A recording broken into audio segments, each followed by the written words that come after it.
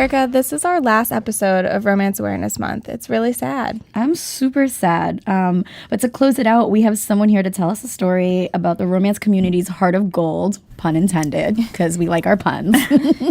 We have with us another blogger named Denise Sprung. Denise is one of two bloggers who run the site Shush Mom's Reading, which reviews romance novels, and it's an amazing site. You should check it out.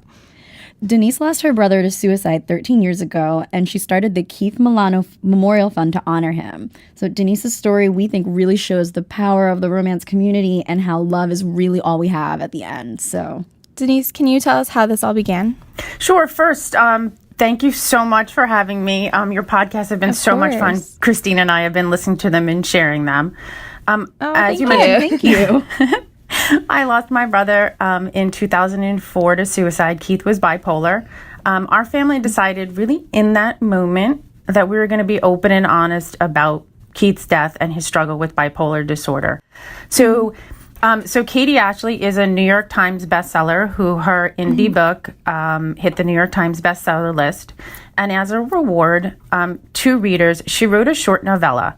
And since Amazon wouldn't allow her to put that up for free, she asked me if she could donate the proceeds to the Keith Milano Memorial Fund, which is housed at the American Foundation for Suicide Prevention. So, of course, I said yes, and I said, how could I help? So as I started to share that first May, authors contacted me asking me how they could also help. Some even said, why didn't you invite me? To which I said, I didn't invite anyone. So the beauty of this is that first year, it was all really very organic, and we actually raised just over $12,000 for suicide prevention and mental health awareness.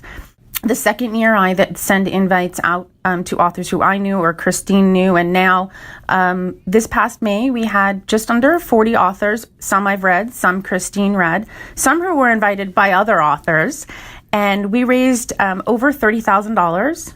Wow. For the Keith Milano Memorial Fund.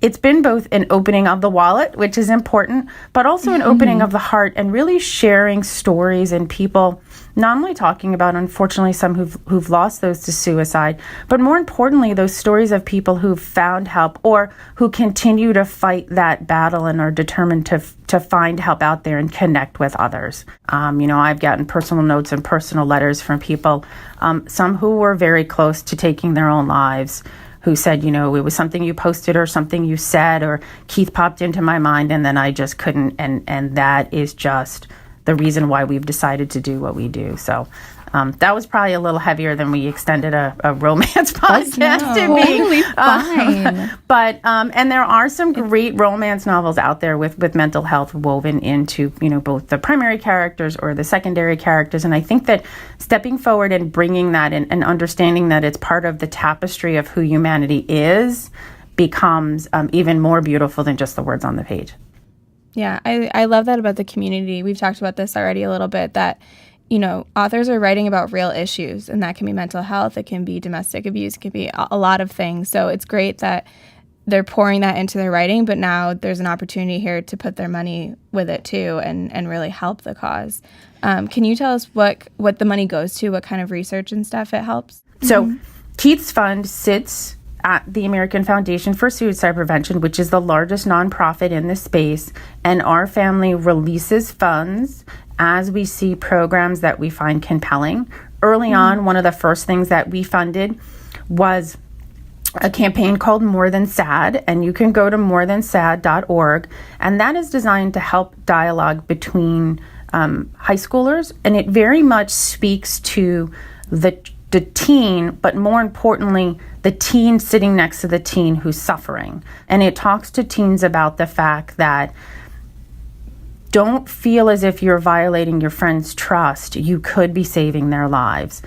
Honestly, it's great to hear such compelling language about the way the romance community can band together for something that's so important.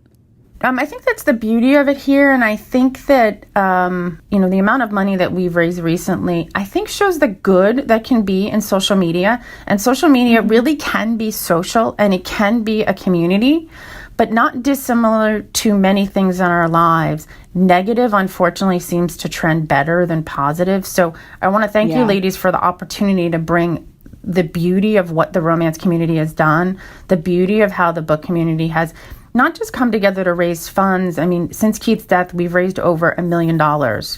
This gives the ability to have that positive come out. And I think that social media takes a really bad hit, particularly in the press, because it's easier to talk about that than the sense of community that many people can get from that. And I think, bringing the romance community together, and I love the idea of let's talk about the fact that we read romance novels. Let's talk about some of the beauty that comes from that.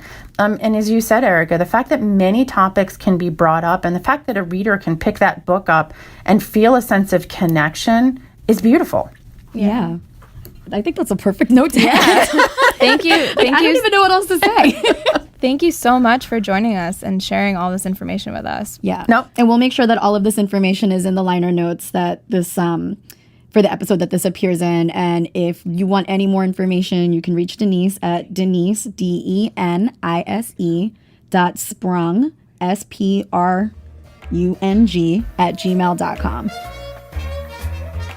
So we want to thank both of our guests again for joining us this week. You can find Monique on Twitter at MoniPat1. That's MONIPATT1. So you should go follow her. And you can find Denise at shushmomsreading.com. That's shush with 2 H's. We also want to thank all of our Romance Awareness Month